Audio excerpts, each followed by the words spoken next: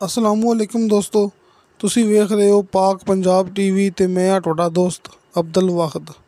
ਦੋਸਤੋ ਮਾਸ਼ਾਅੱਲਾ ज़िला रावलपिंडी तहसील भी रावलपिंडी तहसीलो ज़िला रावलपिंडी माशाअल्लाह एक 10 कनाल का पीस लैके हाजिर होए हैं कि रिहाइश वास्ते डेरे वास्ते या फिर फार्म हाउस वास्ते माशाअल्लाह बहुत ही बेहतरीन ते सस्ता मौका जे दोस्तों, क्योंकि मेन चकबली रोड तो ये सामने नाल ही मेन चकबली रोड है दोस्तों। मेन चकबली रोड तो सिर्फ अद्धा किलोमीटर अंदर आके अपने कोले माशाअल्लाह 10 कनाल का पीस है कि 1 एकड़ ते 2 कनाल ते टोटल ये 10 कनाल।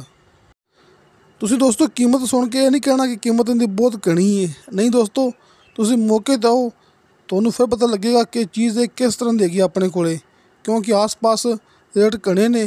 तो खास गल ये कि सामने वेखो भरावां नूं आपां दिखा रहे हैं कि टाउन कट्टे हुए ने इत्थे, ये आपां बिल्कुल नाल खड़े हैं। ये सज्जे हत्थ अपनी ज़मीन है तो अपने सामने माशाअल्लाह किसी दोस्त ने कलोनी कट्टी हुई है तो अंदर भी प्लाट सेल हो रहे हैं दोस्तों। मतलब कि आपां खड़े हाँ सोसाइटी एरिए च कि इत्थे आस पास कलोनियां ने टाउन ने तो इंतहाई करीब आपां खड़े हुए हैं बिल्कुल नाल। हर चीज़ तुहानूं भरावां नूं मौके ते मिलेगी। तो खास गल यही है, मैं भरावां नूं फिर दस दिना कि आपां खड़े हाँ मेन चकबली रोड तो सिर्फ अद्धा किलोमीटर सफ़र ते। तो दोस्तों मेन चकबली रोड ते भरावां नूं पता होना है, जिन्हां नहीं पता दोस्तों नूं वो मौके तक चेक कर सकते हैं कि इत्थे 1.5 करोड़ रुपए की फी कनाल सेल हो रही है कि इस रकबे तो सिर्फ अद्धा किलोमीटर सफ़र ते ना मेन रोड ते चकबली मेन रोड ते 1.5 करोड़ रुपए की फी कनाल के हिसाब नाल ज़मीन सेल हो रही है। तो दोस्तों 10 कनाल ज़मीन की वीडियो आपां नूं सेंड की है शाह साहब ने।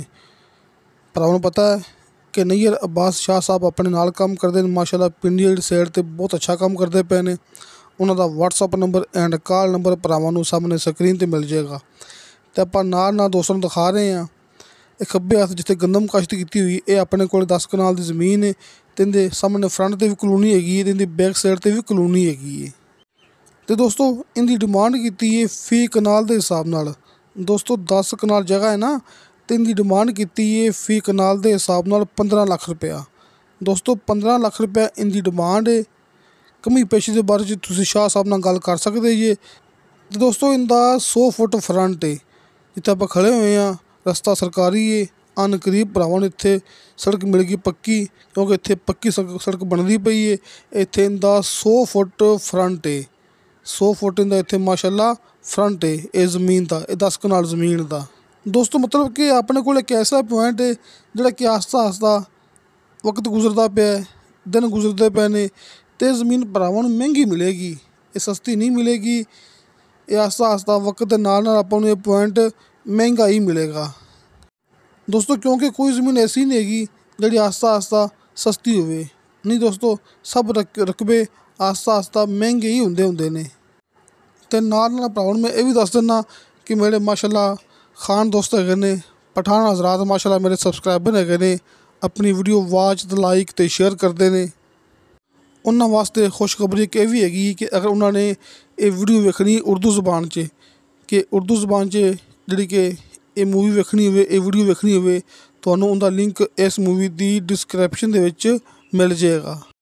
मतलब कि अगर मेरे पठान दोस्त नूं समझ नहीं आ रही मेरी पंजाबी ज़बान दी, तो इस मूवी की डिस्क्रिप्शन दे विच उन्होंने उर्दू ज़बान च इहदी वीडियो मिल जाएगी। दोस्तों नंबर भरावां नूं सामने स्क्रीन ते मिल गया होवेगा, तुसीं इस नंबर ते कॉल भी कर सकते जे। अपने नैयर अब्बास शाह साहब तुसीं इस नंबर ते व्हाट्सअप ते मैसेज भी कर सकते जे। तो दोस्तों तुहानूं साडी वीडियो पसंद आवे, साडी वीडियो लाइक ते शेयर ज़रूर करो तो अपने बेहतरीन कमेंट से लेके भेजो। इंशाअल्लाह ताला बशरते ज़िंदगी बा फजले खुदा मिलांगे अगली वीडियो ते। अल्लाह हाफिज़।